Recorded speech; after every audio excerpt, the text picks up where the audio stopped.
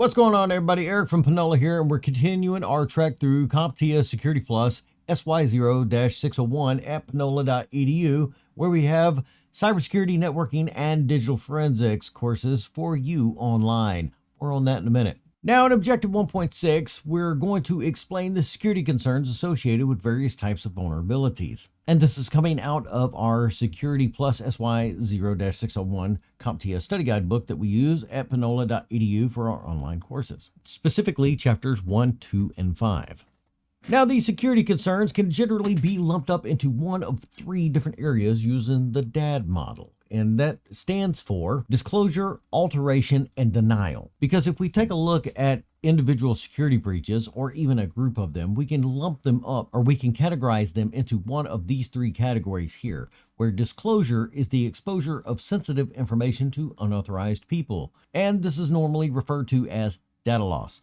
Because if the data has been taken from the organization, whether it's copied or just flat out deleted, that's still data loss. It doesn't matter if we maintain the original copy or not. If somebody else has it and they're not authorized to have it, that is data loss. Then there's alteration, where we have the unauthorized modification of information. And this violates data integrity that we were talking about in one of the previous objectives with the CIA triad. And then lastly, we have denial, which is the disruption of legitimate access on a system or network. Now, you may closely tie this to denial of service or distributed denial of service, because that particular attack makes it to where a user cannot access a system or network, and that's why the denial is there. Now, to try to mitigate this, there are many different things that we can do, but again, we want to try to categorize these in bigger groupings, if you will, so we can say this type of control falls in this category.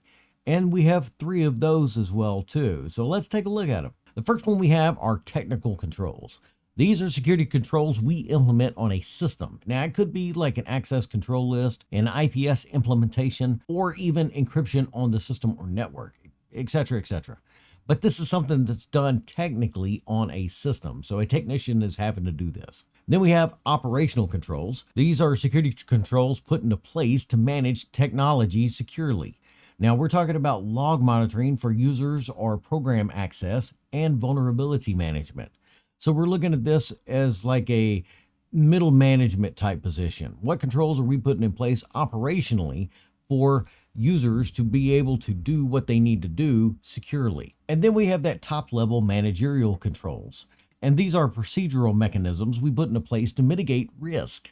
Now, we're talking about policies and procedures, security planning, change management planning, project management, stuff like that, at that very top level of the organization, to where we know that we have an SOP or standard operating procedure for this particular process, whether it be that technical control or operational control that we put in. Those managerial controls overarch over all of those, because that's the network or system owners or the organization owner that's implementing those managerial controls. Now, regardless of what kind of control we use to wrangle in that vulnerability or threat, we still need to know what that threat is, and that brings us over to threat intelligence. Now, see, we have to know the enemy in order to be able to defend against it. We've got to be able to research what's actually going on to know how to do it ourselves.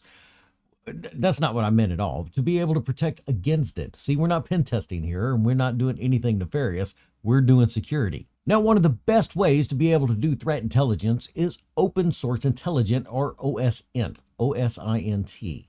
See, Google is your friend, and don't be afraid to use Google, because we all use Google all the time, or some other search criteria, to be able to help us do this open source intelligence. And by figuring out what vulnerabilities are out there and how they interact with different systems is how we, as security technicians and security managers, can better defend against those specified threats. Now, there are many different resources out there, and I would definitely encourage you to go look up stuff like NIST, NIST, IAVAs, or IAVA, which are alerts that let us know what has been broken out there through CVEs, which is Charlie Victor Echo. And those different notifications tell us anything that's known. Now, these are all known, but there could be a vulnerability on your system that we don't necessarily know about, or no notification has been put out about, and there's no patch for. These are day zero vulnerabilities. And that's because the vulnerability is happening and affecting us right now. And we don't really know anything about it other than we have a vulnerability and somebody's breaking into a system. Unfortunately, day zero vulnerabilities are mostly identified because somebody finds it and penetrates through that vulnerability. And then we have to play catch up and record everything that we're doing along the way to be able to better defend against it later on. Now, this can be done through threat testing, where we take known vulnerabilities ourselves and try to test them on an environment that is safe. Notice I said safe, because we usually use like a sandbox environment that replicates what we're trying to do in the real production environment. See, we don't want to touch those live systems and mess them up any worse than what they already are. We want to be able to see what happens in a controlled environment so we can make as many notes as possible, which is our form of internal open source intelligence. Now, we can do this through vulnerability scanning on those systems to see what's actually known out there, because vulnerability systems such as, sorry, I had a brain fart there, Nessus, or stuff like even Windows security system will be able to tell you what's missing or what's not applied on your system correctly.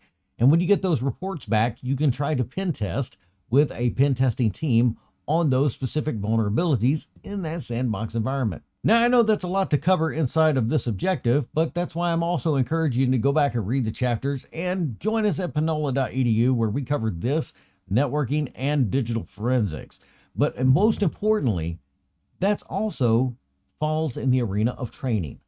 And there's always training to be had, not only for the security technicians or security administrators, but also the users on the network as well too. So don't be afraid to generate training that's known within your organization, or even third-party training out, so that way our users are more aware and to be able to prevent stuff like spam or just simplistic attacks like shoulder surfing. You know, every little bit helps in that training environment. But definitely check out panola.edu, where we do classes online, and we have many other programs available to you. That's all I got for this one. Hope to see you in the next one.